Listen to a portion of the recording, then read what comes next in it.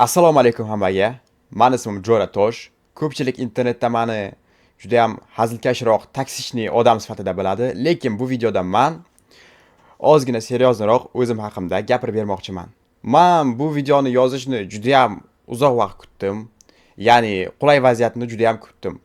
Lekin mana shu bugun kechqurun nima bo'lsa ham shu videoni yozishga qaror qildim. Chunki qulay vaziyat hech qachon kutmaslik kerak. Chunki odamda hech qachon o'z xohlagan narsasi bo'lmaydi. Ya'ni odam o'z xohlaganda hech qachon bo'lmaydi. Agar shunday bo'ladi deb o'ylasa, bu ahmoq odam bo'ladi. Bu odam perfeksionist bo'ladi. Perfeksionistlar hech qachon o'z niyatiga yetishmaydi, faqat ichi qisib, stress bo'lib yuradi. Men ko'p gapirmayman, lekin nimadan boshlashni ham bilmayapman hozir, to'g'risi.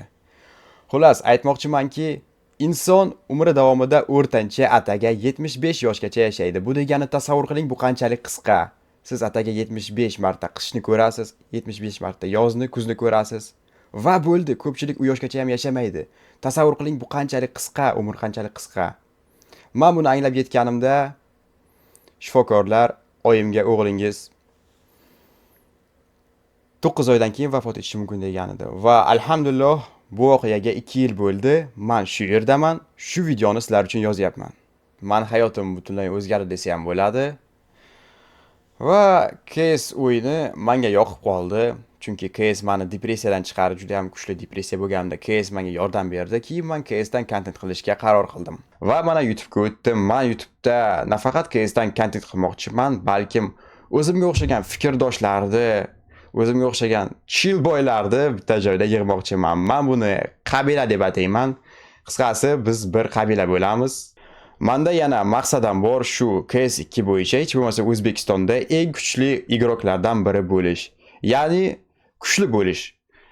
Hech bo'lmasa shunga harakat qilish. Va oxirida bilaman, men bu videoni o'zim ham ko'p marta ko'raman.